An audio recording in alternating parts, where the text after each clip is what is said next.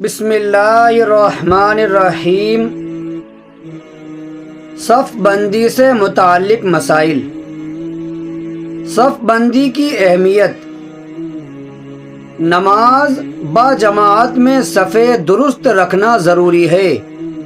نبی کریم صلی اللہ علیہ وسلم نے اس کی بڑی تاکید فرمائی ہے۔ حضرت انس رضی اللہ عنہ کی روایت ہے کہ پیغمبر صلی اللہ علیہ وسلم نے ارشاد فرمایا، اپنی صفوں کو سیدھا رکھا کرو، اس لیے کہ صف کو سیدھا رکھنا نماز کی تکمیل کا حصہ ہے۔ حضرت نعمان بن بشیر رضی اللہ عنہ کی روایت ہے، وہ فرماتے ہیں کہ نبی اکرم صلی اللہ علیہ وسلم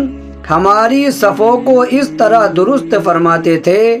گویا کہ اس سے تیر کو سیدھا کر رہے ہیں۔ پھر جب آپ صلی اللہ علیہ وسلم نے یہ محسوس فرمایا کہ ہم اس بات کو سمجھ چکے ہیں تو یہ عمل چھوڑ دیا۔ پھر آپ صلی اللہ علیہ وسلم ایک مرتبہ نماز پڑھانے کے لیے تشریف لائے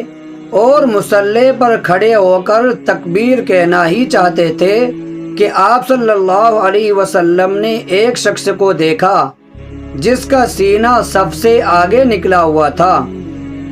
اسے دیکھ کر آپ صلی اللہ علیہ وسلم نے ارشاد فرمایا، اللہ کے بندو، تم اپنی صفوں کو ضرور درست رکھا کرو ورنہ اللہ تعالیٰ تمہارے درمیان اختلاف پیدا کر دیں گے۔ حضرت انس رضی اللہ عنہ کی ایک روایت میں ہے کہ نبی اکرم صلی اللہ علیہ وسلم یہ فرمایا کرتے تھے، سیدھے کھڑے ہو، سیدھے کھڑے ہو، سیدھے کھڑے ہو، اس ذات کی قسم جس کے قبضے میں میری جان ہے، میں تم کو اپنے پیچھے سے اسی طرح دیکھتا ہوں جیسے کہ اپنے سامنے سے دیکھتا ہوں۔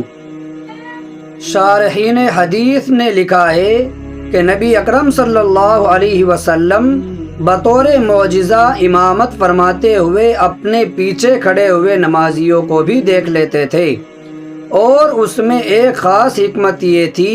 کہ نماز کے دوران حضرات صحابہ رضی اللہ عنہم کی کامل تربیت ہو سکے۔ نبی اکرم صلی اللہ علیہ وسلم کے بعد حضرات خلفائے راشدین رضی اللہ عنہم نے بھی صفوں کی درستگی کا نہایت اہتمام فرمایا۔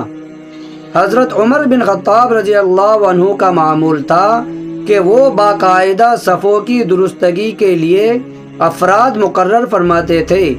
اور اس وقت تک نماز نہ شروع فرماتے جب تک کہ مقرر کردہ افراد خبر نہ دے دے کہ صفیں درست ہو چکی ہے۔ اور بعض روایات سے یہاں تک معلوم ہوتا ہے کہ حضرت عمر رضی اللہ عنہ نماز شروع کرنے سے پہلے صف اول کا جائزہ لیتے تھے، اور اگر کوئی شخص سب سے آگے پیچھے نظر آتا تو درے سے اس کی خبر لیتے تھے۔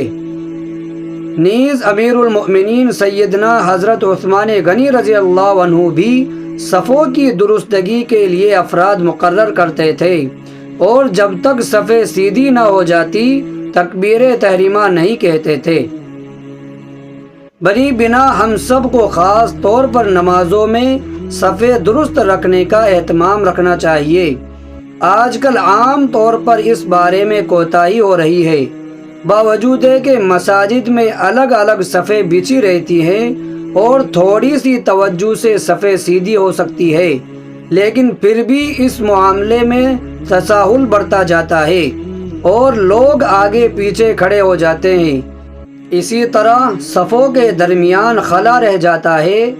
اور اس پر طرح یہ ہے کہ اگر کوئی شخص بعد میں آ کر اس خلا کو پر کرنا چاہے تو دائیں بائیں کھڑے ہوئے لوگ